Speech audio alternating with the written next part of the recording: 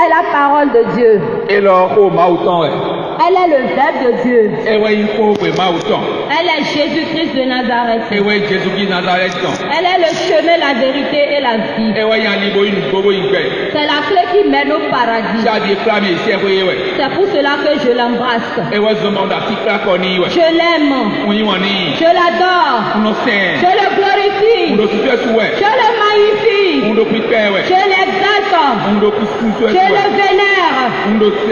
J'aime cette parole de Dieu. Parce qu'elle est le Verbe du Père. C'est elle qui délie tous les nœuds. Elle est la puissance du ciel. C'est pour cela que je glorifie le Père qui me l'a donné. Je le célèbre. Oui, je le magnifie. J'aime cette parole. Parce qu'elle me donne tout. Elle brise tout ce qui n'est pas en conformité avec le Père. Elle est ma vie. Elle est mon bonheur. Elle est ma restauration. C'est elle qui me donne la santé. C'est la nourriture que je vais manger tout à l'heure. C'est la boisson que je vais boire pour me désaltérer, pour être rassasié. Je bénis mon Père. Je bénis le Fils. Je bénis l'Esprit Saint. Je bénis la Sainte Trinité. Parce qu'elle m'a donné, parce qu'ils m'ont donné cette parole. Et je dois faire un grand banc tout en baisant la parole de Dieu. Esprit Saint. Esprit Saint.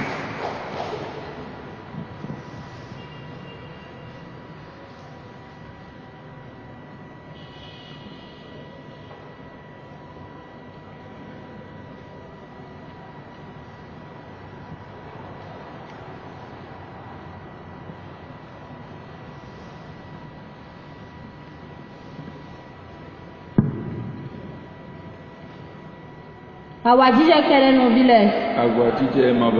Donc nous allons rentrer dans la première lecture de Saint Paul qui est adressé aux Corinthiens. Du verset 12 au 27. Il a dit, frère, prenons une comparaison. Le corps ne fait qu'un. Il a pourtant plusieurs membres. Et les membres, malgré leur nombre, ne forment qu'un seul corps. Il en est ainsi pour le Christ. C'est dans un unique esprit, en effet, que nous tous, juifs ou païens, esclaves ou hommes libres, nous avons été baptisés pour former un seul corps. Tous, nous avons été désaltérés par un unique esprit. Le corps humain se compose non pas d'un seul, mais de plusieurs membres. Or, vous êtes corps du Christ. Et chacun pour votre part, vous êtes membre de ce corps. Donc Saint Paul nous enseigne aujourd'hui que le Christ forme en lui un seul corps.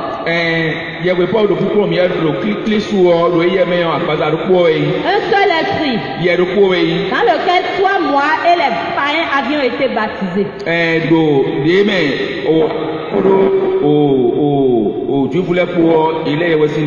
Mais nous sommes composés de plusieurs membres. Et nous sommes incarnés dans le Christ. Et chacun de nous a un rôle. Si nous prenons par exemple la tête, Elle a besoin de l'œil pour voir. Des oreilles pour écouter. Le nez pour sentir. La bouche pour parler. Mais si jamais cette tête déclare un jour qu'elle n'a plus besoin de l'œil. Mais comment cette tête-là peut fonctionner? Comment il peut voir? Ce qui veut dire que cette tête-là tombera malade. Et sa maladie va contaminer les oreilles. Parce qu'elle a brimé les yeux, elle va contaminer le nez ensuite. Ensuite, c'est la bouche. Ainsi que tous les autres membres du corps. Parce que nous avons un seul point de commun. Et c'est le Christ qui est notre point de commun. Donc il en est ainsi pour toi et pour moi, mon frère. Si nous prenons par exemple plutôt ce corps, peut-être qui est toi. Et c'est peut-être la main que toi tu es. Et tu dis un jour que tu n'as plus besoin des pieds pour survivre. Mais comment tu peux fonctionner, marcher? C'est faux, mon frère, tu ne peux pas marcher. Parce que le support que tu as, c'est les pieds. Et voilà que toi, mais là, tu as dit que tu n'as plus besoin des pieds. Qu'est-ce que le Seigneur nous enseigne par là? C'est l'amour du prochain que le Seigneur nous enseigne.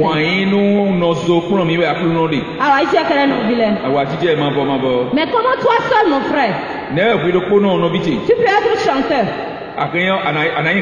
Tu peux être batteur, pianiste à la fois, ou bien guitariste en même temps, ou émetteur de son à la fois. C'est impossible. Tu ne peux pas jouer plusieurs rôles à la fois. C'est pour cela que le Seigneur nous a départagé à chacun de nous un don ou des charismes. Mais ceci en vue de l'utilité au service de l'Église. Mais pourquoi l'homme on en arrive à être méchant à ce point? C'est toujours les œuvres du corps. Ce sont ces œuvres du cœur là qui nous poussent à avoir l'esprit de différence, c'est-à-dire l'esprit de partialité, de division entre nous. Donc vous voyez la cause maintenant. Le Christ est un. Et c'est nous qui sommes ses membres. Et toi tu dis que tu n'as pas besoin de ton frère. Et tu dis que seul là c'est toi seul qui dois manger. Toi seul qui dois boire. Te vêtir. Te soigner. Tu vois que c'est impossible, non, mon frère. Le Seigneur nous appelle aujourd'hui à la charité, à l'amour du prochain. Parce que si tu ne t'habitues pas à aimer ton frère, à vivre en communauté de frères ici sur la terre, comment arriver au ciel tu pourras vivre entre frères là-bas? Si tu n'aimes pas ton frère, tu ne pourras pas aller au paradis de Dieu. Allons dans 1 Corinthiens 12, verset 15 à 21.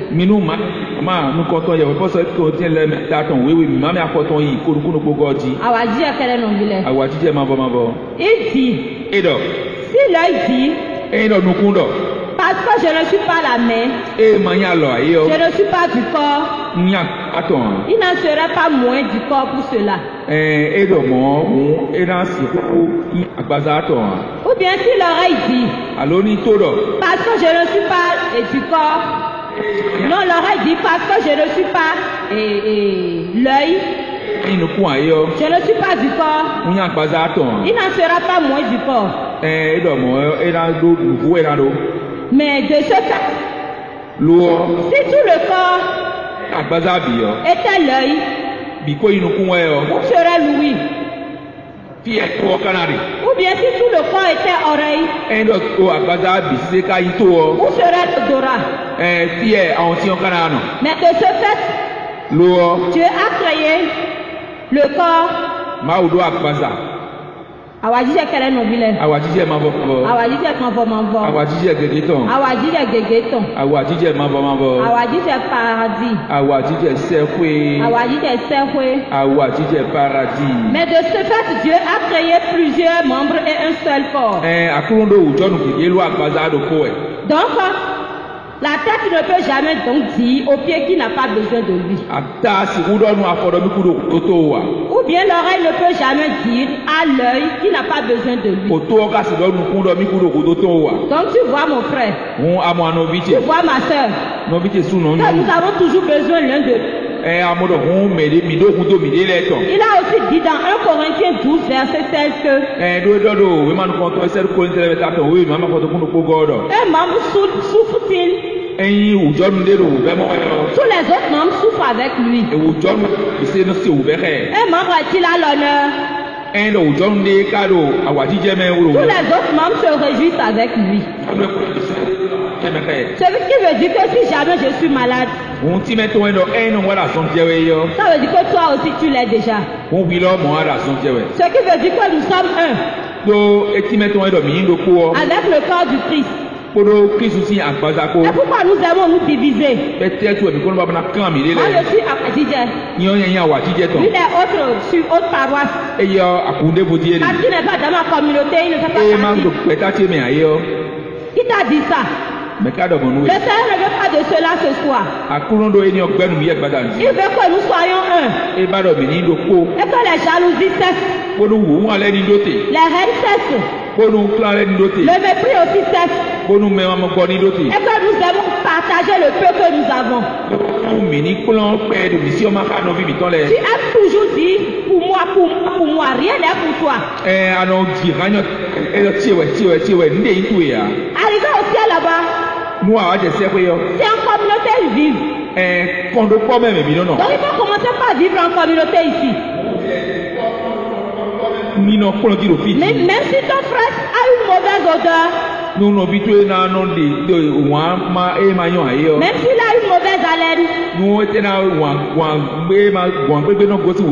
accepte-le tel qu'il est.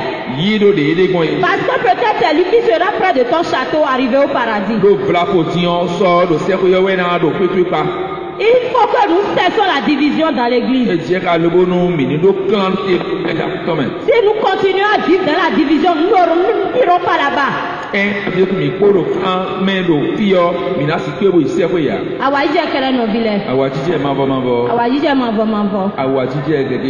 le Seigneur nous appelle à l'amour du prochain. Et il veut que nous soyons un entre nous-mêmes. Nous formons l'unité. C'est pour cela que nous allons rentrer dans Éphésiens 4, versets 2 à 6. Il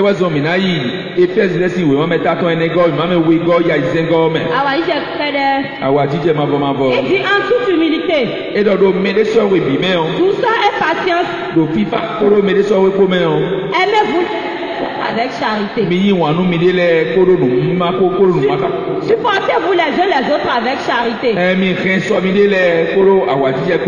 Conservez-vous à appliquer l'unité de l'esprit par ce lien qu'est la paix. En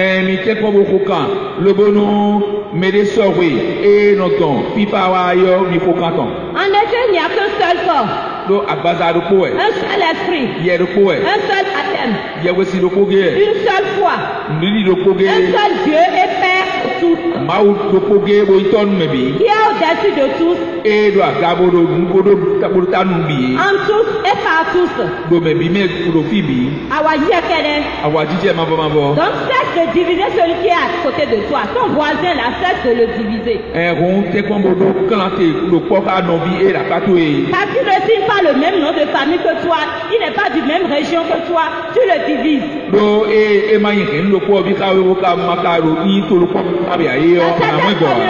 Dans notre pays ici, on dit, comme il n'est pas d'Abomey comme moi là, je ne l'aime pas. Comme il n'est pas de Tassa comme moi là, je ne l'aime pas. Mais quand nous retrouvons dans les services, Imaginez un peu ce qui se passe. Quand nous avons une collègue ou bien un collègue qui n'est pas du même région que nous, comment nous le traitons dans nos services? Quand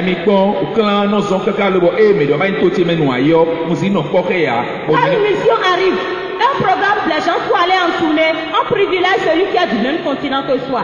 Le bon bravo, c'est mes gars.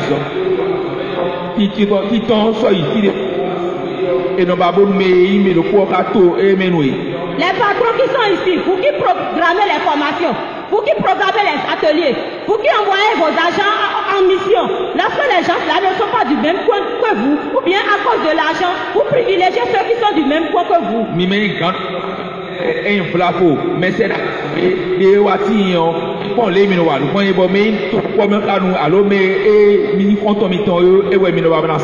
tu crois que tu iras au ciel avec ce mauvais comportement? Nous signons le même nom de famille.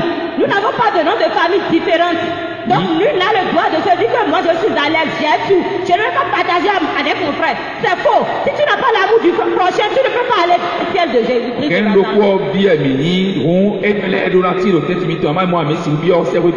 surtout les chrétiens catholiques qui font la chose. Chez le frère évangéliste, tu ne peux pas voir ça. Quand un frère catholique est malade, par exemple, allez au CNHU. Allez dans une salle d'hospitalisation. Si vous comptez le nombre de malades par salle d'hospitalisation, vous allez voir qu'il y aura 10 malades catholiques. Et par contre, par hasard, 2 seulement qui sont évangélistes. Mais vous allez voir le nombre de patients qui va défiler pour prier pour leurs frères. Mais nous n'avons pas l'amour, nous ne venons pas. Quand nous faisons partie d'une même communauté, et on dit un frère malade à l'hôpital maintenant, nous ne faisons même pas une délégation pour aller saluer notre frère ou bien prier pour notre frère. Et nous disons que nous sommes frères et sœurs. Et nous parlons à la bouche seulement. Nous n'avons pas l'amour du prochain. Le Seigneur voudrait que ça cesse à partir d'aujourd'hui.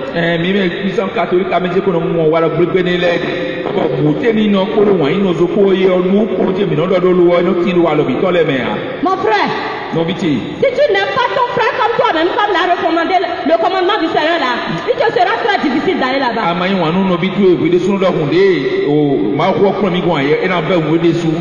voulant passer même là, toi qui es assis au bord du banc là, quand on veut passer pour aller là-bas, tu n'aimes pas laisser la place à ton frère. Et il sera obligé de te piétiner. Et tu vas l'insulter encore avec d'aller t'asseoir. Ça veut dire quoi ça là? Vous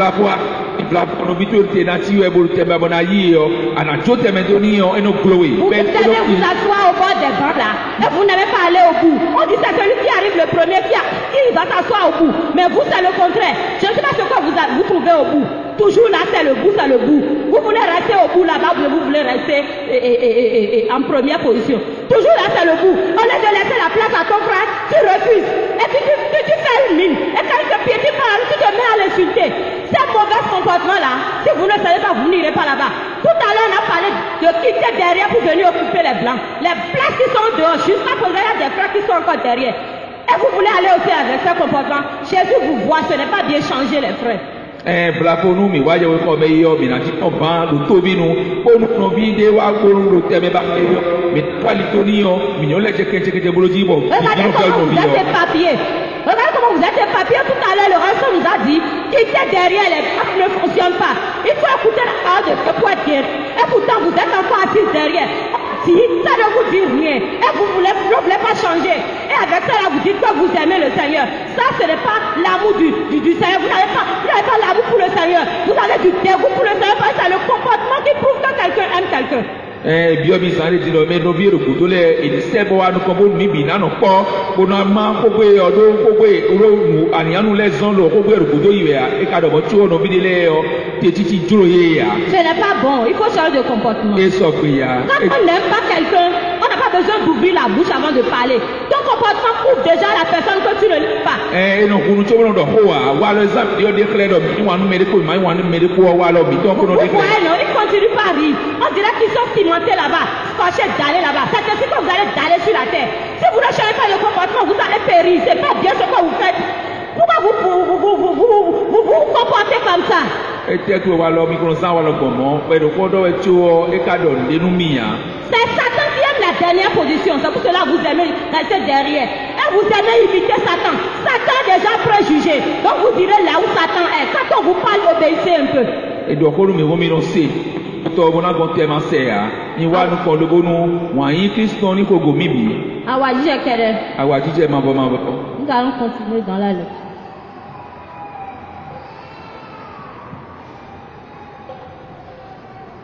Du verset 28, on a dit, parmi ceux que Dieu a placés ainsi dans l'église, il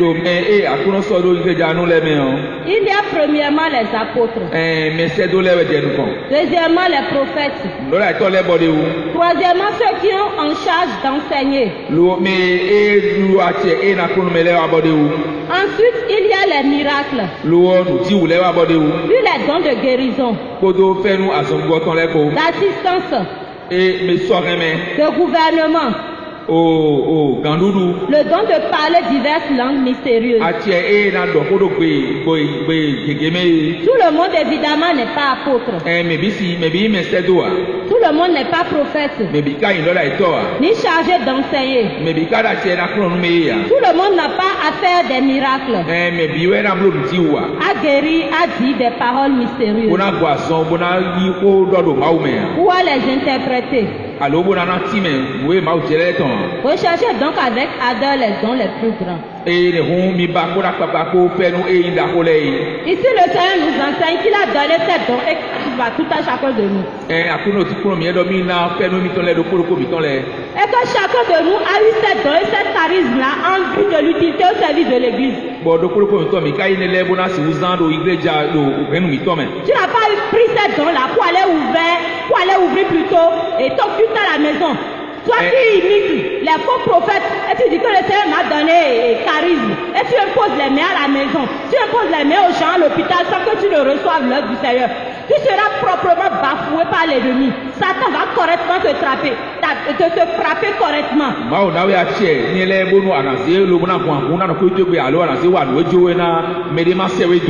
C'est au service de l'église qu'il faut utiliser. Parce qu'il y a certains de nos frères qui font ça pour pouvoir prendre de l'argent chez les gens. On dit il est visionnaire. Quand tu vas aller chez lui, il va voir tout ce qui ne va pas dans ta vie. Je te dis que tu es déjà devenu adepte de Satan. Maintenant, il nous a dit de chercher le don le plus grand. Adamant, il a précisé même Adamant. Il dit que même si tu parles les langues, toutes les langues de cette terre. Allons dans 1 Corinthiens 13, verset 1 à 3. Il dit si je parlerai toutes les langues des hommes et des anges, si je n'ai pas la charité, je ne suis plus qu'un qui sonne, une cymbale qui retentit. Quand j'aurai le don de la prophétie, toute la science et tous les mystères, quand je connaîtrai toute la science et tous les mystères, lorsque j'aurai la plénitude de la foi, une fois transporté les montagnes, si je n'ai pas la charité, je ne suis rien. Il dit que lorsque je distribue tous mes biens en aumône, lorsque j'offrirai mon corps aux flammes, si je n'ai pas l'amour du prochain, cela ne sert de rien. Donc nous allons parler en langue tout à l'heure. Je prêche, je chasse les démons. Et je fais quoi encore? Je fais des miracles. J'ai reçu le don de guérison. Ce n'est rien. 0 plus 0 égale 0. Si tu as tout cela que tu n'as pas l'amour du prochain, tu n'irais pas là-bas. Donc toi, mon frère qui a les charismes, même si tu n'as pas reçu de charisme, tu en as. Parce que le Seigneur n'a pas appelé quelqu'un à venir dans ce monde gratuitement. Tu es arrivé pour faire quelque chose. Tu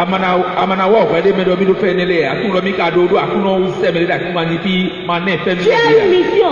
Tu as une mission à faire sur la terre. Donc tu as un charisme ou bien un don. Tu dois chercher jusqu'à avoir ton charisme, ton don. Pour arriver là-bas, tu as y rendre compte. Si tu restes, arrivé là-bas, quand il va te demander, mon frère, qu'est-ce que tu as fait? Mon ami, qu'est-ce que tu as fait sur la terre?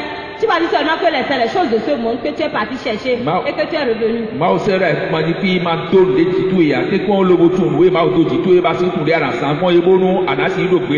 Il dit que les langues là, les mystères là, les dons de guérison et les miracles là, eux tous là, ils passent. C'est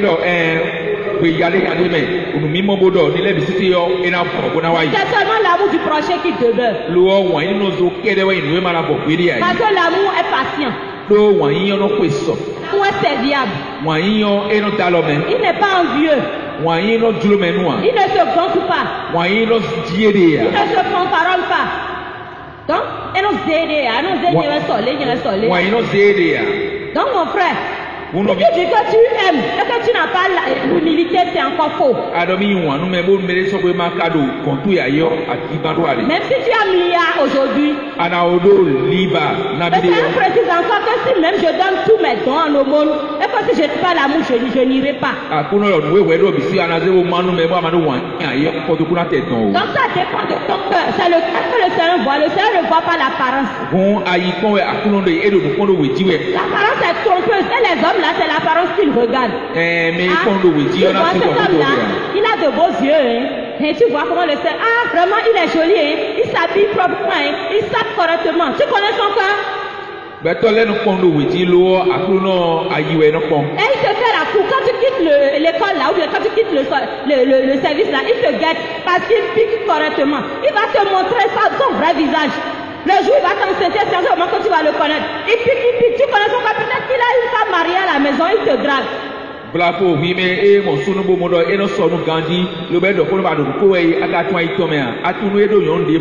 Donc mon frère, ma soeur, il ne sert à rien de dire j'aime. Et quand tu vois ton frère là, tu es incapable de le pardonner. Tu es incapable de demander pardon. À chaque fois qu'on nous voit là, on se logne même sans se rendre même compte. On se rend même pas compte qu'on est en train de se logner. On dit que Dieu a dit d'aimer.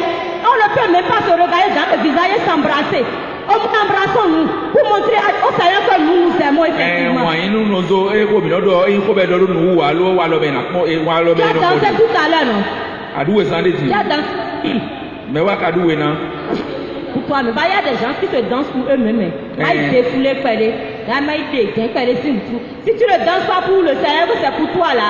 Le dernier jour, il va te demander ça là encore. Le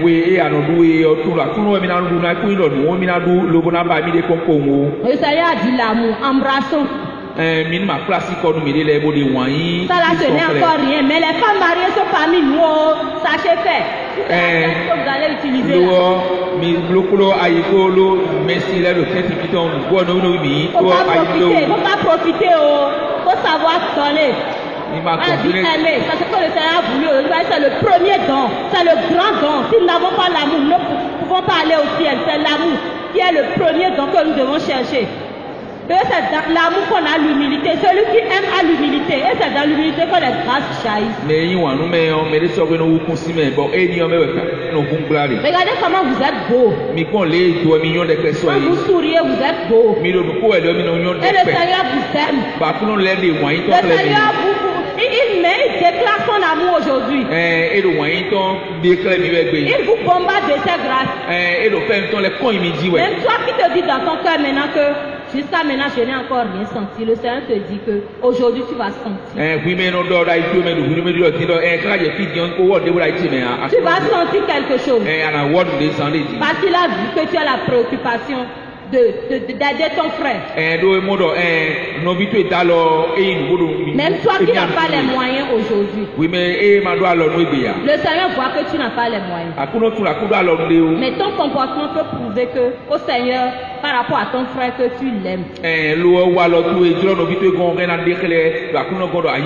Dans ton quartier, peut-être il y a un frère qui ne mange pas. Et jusqu'à l'heure où nous parlons, il y a des gens qui sont à jeun. Ils n'ont encore rien trouvé à manger. Moi j'ai déjà mangé 2 fois aujourd'hui maintenant. Chacun dans sa tête sont les amis de conscience. Parce que l'amour on dit là. Même si j'ai un seul morceau de sucre, le Seigneur est de diviser ça. Alors si je me rappelle de l'histoire de Lazare et de ce riche. Ce pauvre-là qui s'asseyait devant le portail de ce riche-là. Il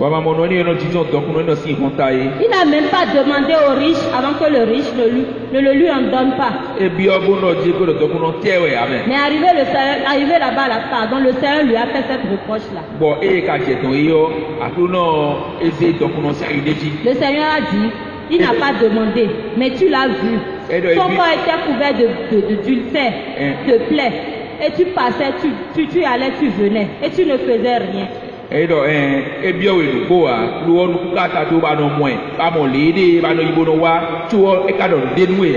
Demandez au Père Abraham à Lazare d'aller mettre son bout de doigt dans de l'eau et de lui goûter cette goutte d'eau là sur la langue.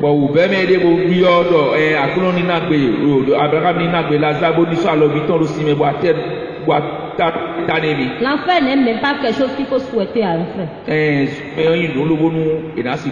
très très douloureux. Faisons tout pour aller au ciel, au paradis. Et qu'est-ce que le Père Abraham a dit? Qu'il y a une frontière entre ceux qui sont au paradis par rapport à ceux qui sont en enfer. Lorsque toi tu étais sur la terre, tu as joui de tes biens. Tu mangeais, tu sablais ton vin, du champagne, tu changeais les vêtements, tout et tout. Et Lazare était mis à la risée de tout. Même les chiens venaient laver ses plaies. Et maintenant c'est son tour de se réjouir. Et vous les femmes là, vous qui êtes mariées, et vous n'avez besoin de rien. Il y a des femmes qui sont mariées qui disent, mon mari me fait tout, je ne manque de rien. Il m'achète paille, il m'achète chaussures, mèche, il m'achète, j'ai tout, il m'achète véhicule. Ce n'est pas toujours bien de vivre dans l'abondance. Moi je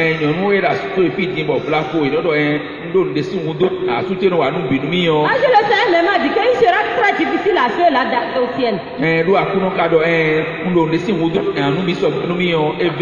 Donc si tu te sens que tu es bien et que Paris te fournit tout, il faut te rappeler de tes frères qui ne te demandent pas. Pareil, c'est la réponse que Abraham a donnée à ce riche là-bas.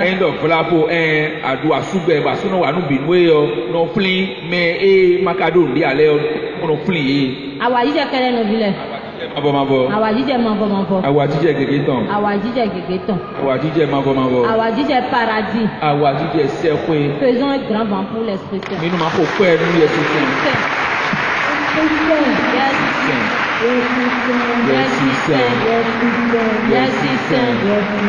Merci Saint. Jésus. Vivant. Esprit Saint. Merci Saint. Donc à partir de ce soir maintenant les choses vont changer. Arrivé à la maison, à partir de ce soir, toi qui as des locataires chez toi. Je parle des propriétaires. Vous qui renvoyez vos locataires qui ne vous payent pas. Le loyer à la fin de chaque mois. Là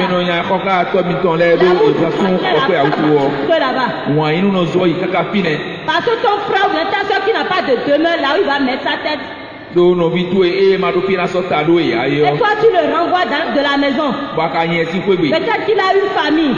Tu jettes tes bagages. Un jour le Seigneur va t'ouvrir ton livre de vie. Et toi-même là tu seras dépassé. Et c'est toi-même qui va dire non Seigneur je ne mérite pas ton paradis. Mais moi je ne souhaite ça là à aucune personne ici. Nous devons aller au ciel. Surtout nous là, nous devons aller au ciel. Parce que le Seigneur a dit qu'à qui il donne beaucoup, il réclame beaucoup. Et à qui il donne peu, il réclame peu. Et le dernier jour là, il va te demander beaucoup. Et tu vas lui présenter un peu. C'est comme une pèse, une balance. On va mettre les biens à gauche, on va mettre les pauvres à gauche, le bien à droite, pardon, le mal à gauche. On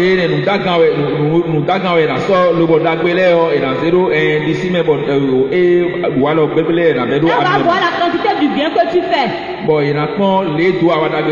Toi qui donnes aussi. Et quand tu ne reçois pas merci là, tu commences pas à bouder là. Attention. Oui, mais non, nous, mais nous te pon et dokunu et ma dokunu anoje. Nous pouvons dire tu peux recevoir le merci si c'était. Si tu préfères recevoir merci de Dieu. Oui, parce que si Dieu te remercie, ça voudra mieux pour toi par rapport aux hommes. L'homme ne veut pas te donner le centuple. Mais Dieu va te donner, il dit, il va secouer, il va mettre dans le bol, ça va remplir, il va secouer encore, il va mettre dessus encore, il va bien tapisser encore avant de te donner. Combien l'homme peut te donner? Quand il te donne 5 francs, il ira publier partout que c'est à cause de lui que tu as acheté chaussures. N'aie jamais confiance en l'homme. Toi qui vas raconter tes problèmes à tes frères, à tes voisins. Quand ton mari te frappe ou bien quand tu te disputes avec ton mari, au lieu de garder ton problème pour aller parler de ça, je sais ça comment. Tu vas dilapider ta vie privée au dehors. Car à toi. Entre en toi-même. Et c'est mauvais comportement. On dit le linge ça se lave en famille. Et c'est de ça que le Seigneur parle aujourd'hui. C'est ici la famille. Nous sommes en famille. On n'a pas épargné nos frères qui sont dans le vaudou. Parce que Jésus a parlé de l'amour. Ça ne veut pas dire que nous irons adorer leur vaudou. Mais on doit les aimer. Donc toi qui as ton frère qui attend le tronc dans votre même maison que vous êtes là, et tu les pailles. Tu le mets à des sorciers. Et tu dis, mais quoi nous coûtons? Oh, ils s'en disent que ça va y rendre. Faut cesser de traiter ton frère de sorcier. Si tu veux qu'il change, c'est toi qui vas faire qu'il va changer. C'est ton comportement qui va prouver que, qui va faire qu'il va dire vraiment la dame là, ou bien le monsieur là. Vraiment, j'irai dans son église. Malgré tout ce que je lui fais là, il me donne l'amour.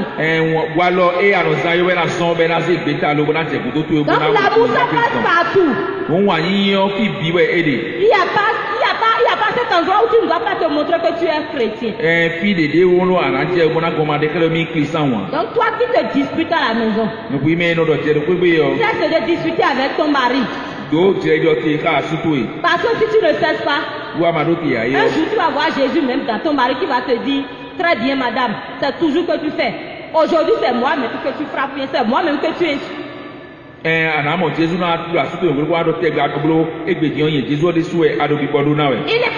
à moi. Tout ce que tu fais à ton frère, c'est à Jésus que tu fais. Moi là j'étais très méchante, je vais dire plus sévère avant. Je suis sage-femme. Quand tu es une femme enceinte et que tu viens en consultation, surtout en travail, moi je suis en salle. Quand les gens me voient ici, il dit c'est maman là, la dame là qui est là, moi je ne vais pas partir, elle est trop méchante. C'est ce qu'on me dit avant. Je ne lis pas. Je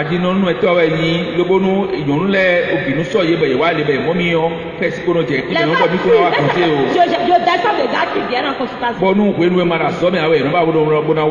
Mais le jour où j'ai appris que Jésus est dans cette femme là, j'ai appris que Jésus, il y a 2 Jésus qui est dans une malade là, je me suis ressaisi. Mais à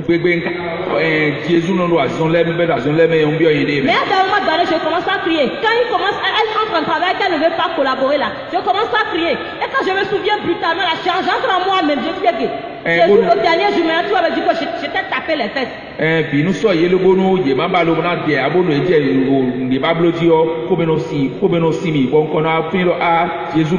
Parce qu'il y a certaines qui n'aiment pas collaborer. Parce que le travail fait mal. Elle va dire que c'est par terre qu'elle va accoucher. Donc quand tu vas rester en position tenue assise pour accoucher, comment? Ou bien elle va dire que c'est qu'elle va faire pour accoucher. Elle va te lancer les pieds dans le visage. Ou bien à dilatation complète, elle va refuser de pousser pour fermer les cuisses pour que l'enfant meure. Comment tu vas faire? Voilà que tu es chrétienne. Elle ne fait rien d'aimer. Comment tu vas faire? Celle qui ferme sa cuisse là, elle peut tuer son enfant. Et tu avais sorti un enfant mort-né. Et c'est toi, on va condamner. C'est toi qui vas écrire le rapport. Comment tu vas faire maintenant? Non, vous m'avez dit avant, je les tapais correctement. Je tape les gens avec les fesses. Je les tape les fesses, j'écarte les cuisses avec force. Mais depuis un moment là, je vous jure, je vais chercher les gens qui vont tenir les fesses avec moi. Je veux plus taper les cuisses de quelqu'un. Si vous voulez nous dire, oui, même pas, je ne veux pas aller à l'eau. Je veux plus taper les fesses de quelqu'un. Parce que d'ailleurs, je vais me montrer ça. Même si tu veux sortir de la maison, il dit aujourd'hui, je ne veux pas prier. Je ne veux pas insulter une femme enceinte. Arriver là-bas, c'est à ce moment que tu vas voir des cas africains. Nous, on a dit que tu as dit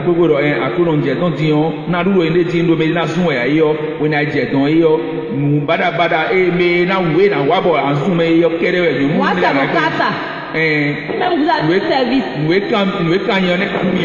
Vous-même vous avez un atelier. Qui est patronne dans ton atelier? Maîtresse couturière ou maîtresse coiffeuse. Tu utilises les filles qui apprennent, les apprentis qui sont chez toi là, tu les utilises comme des esclaves. Et tu vas te demander au dernier jour. Oui, mais voilà pour nous, toi si gagne, alors d'abord si gagne, pour les annonçants, mais à sauver tous les bons. Tu envoies les apprentis aller laver les stylistes de ton mari à la maison. Les pailles de ton mari à la maison. Oh, les filles ne sont pas arrivées pour laver ça, elles sont arrivées pour apprendre un métier. Et tu les utilises à tort et à travers. Mais ouais, c'est mauvais de comportement. Coiffeuse. Où sont les maîtresses coiffeuses ici? C'est pas le petit doigt. Les maîtresses coiffeuses. Vous qui utilisez les enfants d'autrui. Si quelqu'un utilise vos fautes, comme ça vous serez d'accord. Regardez si les enseignants frappent vos élèves, vos enfants à l'école. Quand les gens frappent les enfants à l'école et que l'enfant vient avec une plaie à la maison, comment vous réagissez?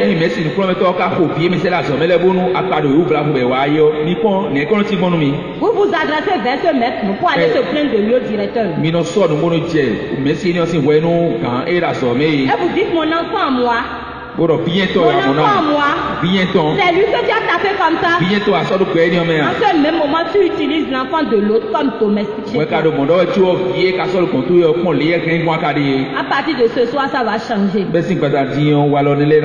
Ça va changer, oui ou non? Ça va changer, oui ou non? Oui. Ça va changer, oui ou non? Oui. Tu as dit 3 fois, ça veut dire Dieu le Père, le Fils et l'Esprit. Devant Dieu. Donc si tu ne changes pas, avec ton problème. Nous allons rentrer dans l'évangile.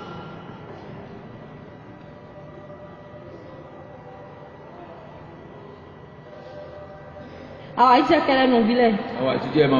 Au grand-mère, il bidot, Évangile, dans l'évangile, nous allons penser. Dans l'évangile, le Seigneur a ressuscité le fils de la veuve de Naïm.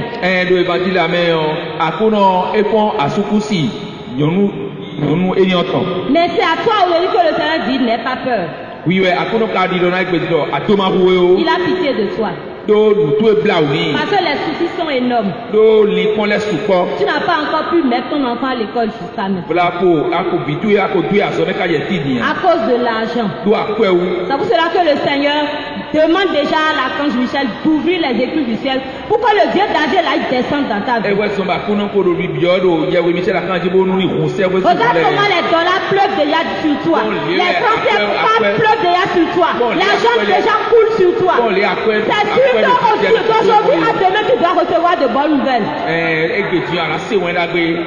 Les enfants qui n'ont pas encore commencé l'école aujourd'hui, là, ils vont commencer l'école demain au nom tout puissant Jésus-Christ de Nazareth. Donc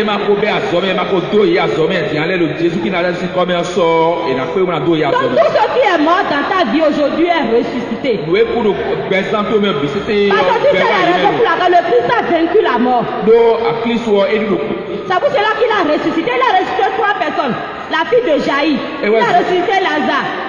Et le fils de cette veuve-là. Mais attends, ils font Lazare. On dit à une civile, ils voulaient prendre la choukoussi en civile. Et il a dit dans Psaume 107, verset 20. Qu'il envoya sa parole. Qui va te guérir ce soir. Et il arracha ta vie à la fosse. Au nom tout puissant Jésus Christ de Nazareth. C'est pour cela que si je dis maladie là, nous allons terrasser. À partir d'aujourd'hui, 2, 3, stérilité, terrasser. Soucis, terrasser. Problème, terrasser. Aucune fibrome, terrasser. Les problèmes de ce monde, terrasser. Aujourd'hui là, là, le Christ va te donner. Il te donne encore, il te donnera encore. Il est en train de secouer, de secouer, de secouer. Et il te bombarde de sa bienfaits. C'est pour cela que tout ce qui ne va pas chez toi aujourd'hui là, les bagages qui sont morts dans ta maison, tout ce qu'ils ont enterré dans ta maison, tout est bien que l'ennemi a creusé et il a mis ça dans le trou aujourd'hui sont déterrés au nom tout puissant. Les biens, ils sont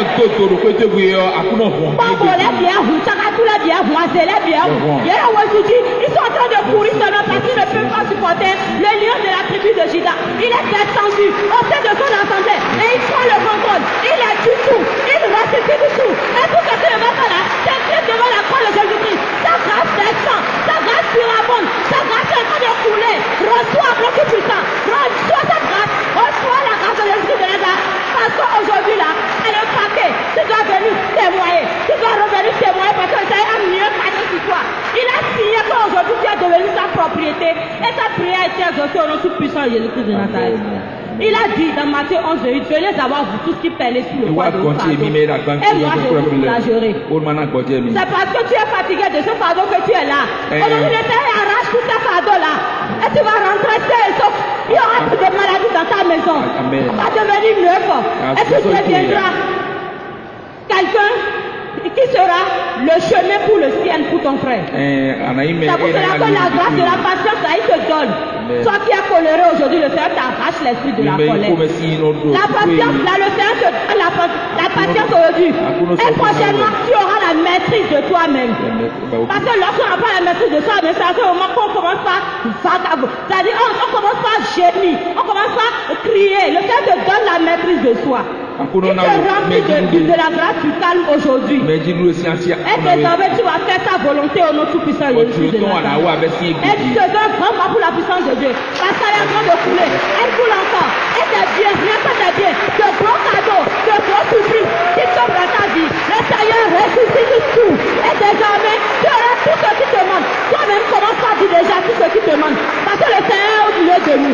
Et il est en train de passer. Le Seigneur te touche. Dis-lui ce qui ne va pas. Ce que tu veux qu'il te règle aujourd'hui, il faut commencer par dire ça intérieurement. Si tu ne veux pas ouvrir ta bouche, parle dans ton cœur. Parce que le Christ est là.